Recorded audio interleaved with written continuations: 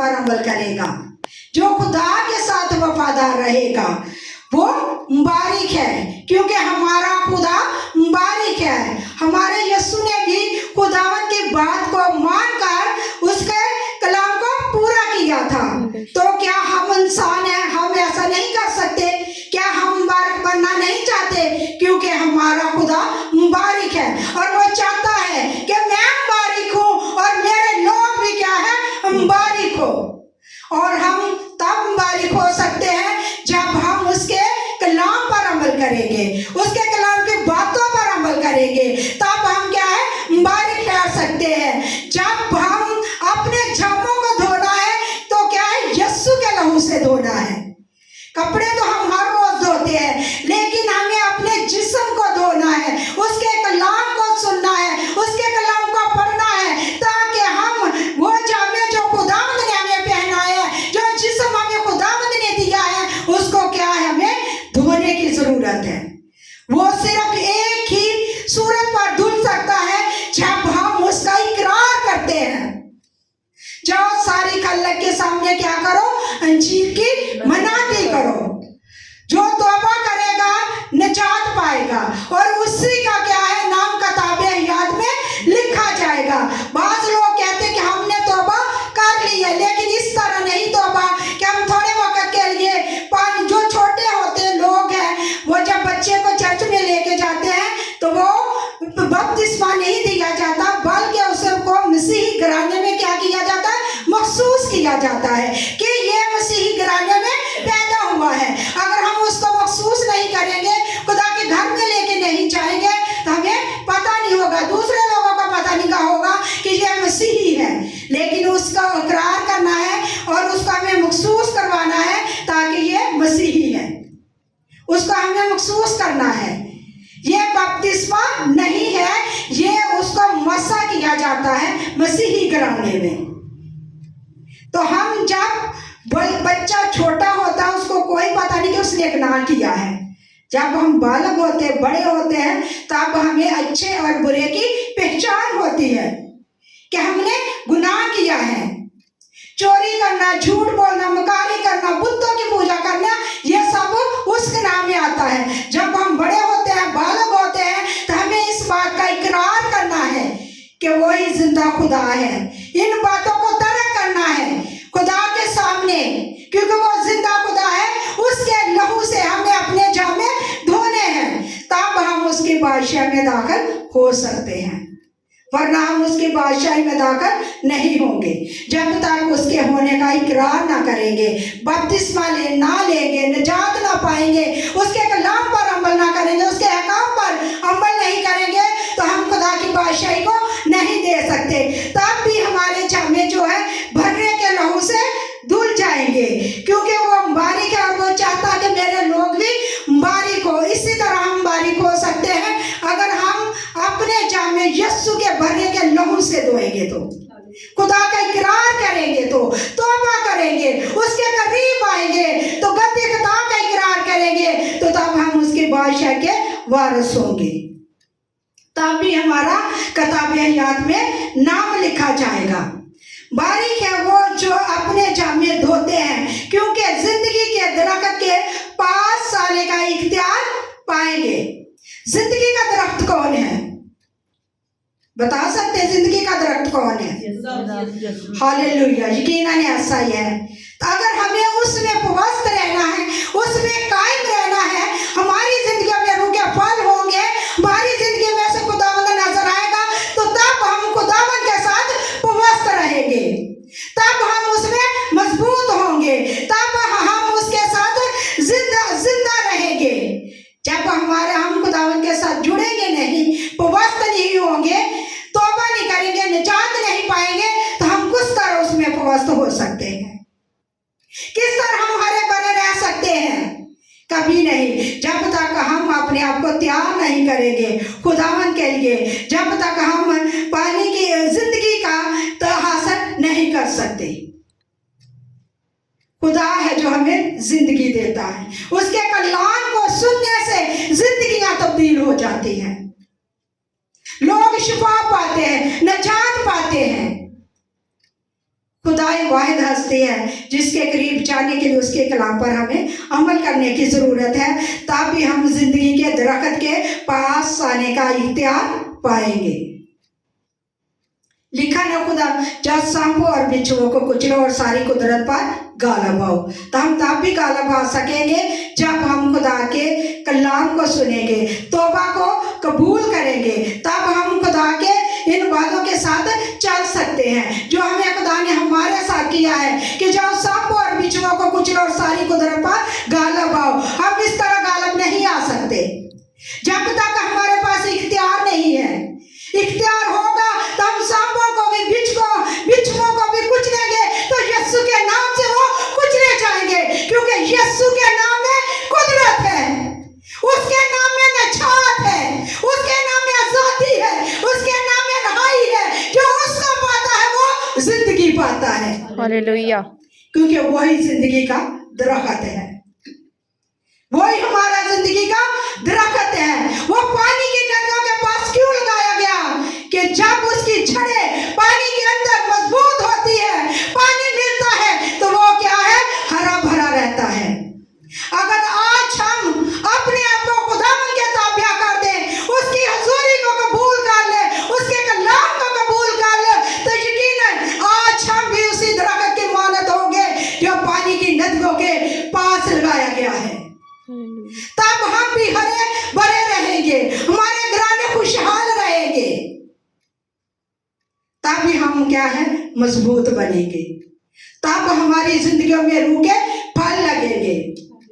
जिस दरख्त के अंदर रूह का फल नहीं होगा, खुदावंद उसे क्या करेगा, काट डालेगा, फिर काट के क्या है, आग में डालेगा।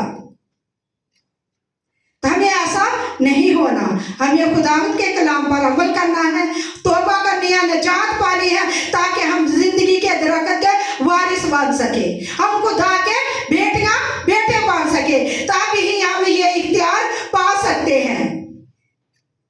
खुदावंद हमारा जिंदा खुदा है, वो हमारे लिए सब कुछ करने की कुदरत रखता है। हालेलुया। छोटा हो चाहे बड़ा, जब हम बालक हो जाते हैं, हमें अच्छे और बुरे की पहचान हो जाती है, तब हम खुदा का इकरार कर सकते हैं। अगर हमारी उम्र भी बढ़ गई है, तो अगर हमें कलाम के बेटों की समझ आ जाती है, तो तब भी हम खुदावंद को कबूल कर सकते हैं। खुदा फिर भी अपनी बाहें फैलाए खड़े रहता है कि आज मेरी बेटी, मेरा बेटा मेरे लिए बाहें खोले और मैं अंदर जाऊं और बैठकर उसके साथ खाना खाऊं। वो आज भी हमारे लिए तैयार है, लेकिन आज अभी तक हम अपने आप को खुदावंद के लिए तैयार नहीं करते, खुदावंद को अपना दिल नहीं देते, खुदावंद को अपनी जिंदगी नहीं देते, क्योंकि खुदावंद ही है जो जिंदगी का दरख्त है, जिसके पास आने से जिंदगी तब्दील हो जाती है, जिसके नाम से मुर्दे उठ जाते हैं, जिसके नाम से लोग रहाई पाते हैं, जिसके नाम से लंगड़े चलते हैं, जिसके नाम से मुर्दे उठ जाते हैं। वो कह ही देता है, वो हुक्म देता है और मुर्दा कब्र में से बाहर आ जाता है। हालेलुया। उसके नाम में क्या है, कुदरत है। तो हमें उसकी आवाज को सुनना है, उसकी आवाज को पहचानना है कि हमारा खुदावंद आज भी हमें बुला रहा है। वो चाहता कि उसकी बेटियां उसके हुजूरी में आ जाए। खुदावंद किसी की हलाकत नहीं चाहता, वो चाहता कि हर एक की तौबा तक नौबत पहुंचे, वो खुदा की बादशाही में दाखिल हो। खुदावंद ने हमारे लिए नहीं, राकन सिस्टर के लिए नहीं, बाची के लिए नहीं, पास्टर जी के लिए नहीं फिदिया दिया, यकीनन खुदावंद ने सबके लिए फिदिया दिया है। और खुदा चाहता है कि मेरे लोग मेरे पास आ जाए, वो जिंदगी पाए और कसरत की पाए, और उसी के नाम से हम जिंदगी पा सकते हैं। कोई भी तौबा के बगैर उसकी बादशाही में दाखिल नहीं हो सकता, और उन दरवाजों से शहर में दाखिल होंगे, उन दरवाजों में से शहर में दाखिल होंगे। कौन से दरवाजे? आसमान के दरवाजे। जब हम खुदावंद हमें लेकर जाएगा, वो दरवाजे हमारे लिए खुलेंगे जिन लोगों ने तौबा की होगी, उनके लिए दरवाजे खोले वो खुदा की भाषा में दाखिल होंगे। जिस तरह हमने यकीनन पिछले दिनों क्रिसमस पे सुस्त कुआरियों का प्रोग्राम किया था, ड्रामा, उसमें 5 सुस्त और 5 अकलमंद और 5 बेवकूफ थी। जो अकलमंद थी वो दरवाजे के अंदर चली गई, और जो सुस्त थी, जिनकी कुप्पियों में तेल नहीं था, वो बाहर थी, क्योंकि उन्होंने पहले फिक्र नहीं की थी। उन्होंने खुदा के कलाम को नहीं सुना था, खुदा की पहचान नहीं की थी, तो वो क्या थी? दरवाजे थे, बाहर थी। आज इसी तरह उन लोगों का भी हाल होगा जो कलाम को सुनते हैं, पढ़ते हैं, लेकिन अमल में नहीं लाते। ये हमारा वो दरवाजा है जो हमारे लिए खुलेगा शहर में। वो लोग दाखिल होंगे जिन्होंने खुदावन के रास्तबाजी को पूरा किया है, जिनने खुदा के कलाम को सुना है, जिनने खुदा के कलाम पर अमल किया है, वही शहर में दाखिल होंगे। वही बादशाह है जो हमें अपने साथ आसमानों पर ले जाएगा। जब हम उसका इकरार करेंगे, जब हम उसकी हुजूरी में झुकेंगे। मगर कितनी बड़ी बात है, मगर कुत्ते और जादूगर और हरामकार, कितनी बड़ी बात है। कुत्ते उन लोगों को कहा गया है जो खुदा के कलाम को नहीं सुनते, जो लोगों को भड़काते हैं, जो लोगों को वर्गलाते हैं, जो खुदा के पास नहीं आने देते। कि तौबा क्या है? वो कुत्ते जादूगर जो इल्म करते हैं, जो उनके पास जाते हैं, वो भी उसकी भाषा में दाखिल नहीं हो सकते। और हरामकार और खूनी और बुत प्रस्त क्या होता है? किसी भी चीज को मानना शुरू कर देना। आजकल लोग पत्थरों की पूजा करते हैं, कब्रों पे जाते हैं, फकीरों के पास जाते हैं कि हमारा काम चल जाए। हो सकता है हमारे बच्चे को किसी ने किया है, हो सकता है हम इसके पास जाए तो शिफा मिले। हम शाफी को क्यों नहीं लेते? हम शिफा क्यों मांगते हैं? अगर शाफी हमारे अंदर आ जाता है तो शिफा हमारे अंदर जारी हो जाती है। हालेलुया। क्योंकि जब हम शिफा को कबूल करते हैं तो यकीनन शिफा हमारे अंदर जारी हो जाएगी। अगर हम मान से मांगेंगे तो यकीनन हम शिफा पाएंगे, निजात पाएंगे। हम मुकम्मल शिफा क्यों नहीं लेते? हम बुतों के पीछे क्यों भागते हैं? जादूगरों के क्यों पीछे भागते हैं? बुत प्रस्ती क्यों करते हैं? क्रूज की किताब में लिखा हुआ कि जो बुतों को सजदा करता है, चाहे आसमान जमीन के अंदर हो, चाहे जमीन के ऊपर, वो खुदा की बादशाह में दाखिल नहीं हो सकता। क्योंकि खुदा ने कहा कि कोई तराशी हुई मूरत को सजदा ना करो। अगर हम इन बुतों को अपनी जिंदगी से निकाल देंगे, छोटे छोटे जो चीजें हैं वो बुत हैं, गुनाह जो है बुत है जो हमारी जिंदगियों में है। अगर हम उनको यीशु के नाम से तर्क करेंगे तो यकीनन वो हमारी जिंदगियों से लानतें खत्म हो जाएंगी, और हम तब भी उनको तर्क करने का इख्तियार पा सकते हैं जब तक हम खुदा के बादशाह को ना देखेंगे, जब तक हम खुदा के तौबा को लिए तैयार ना होंगे, तब तक हम ये इख्तियार नहीं पा सकते।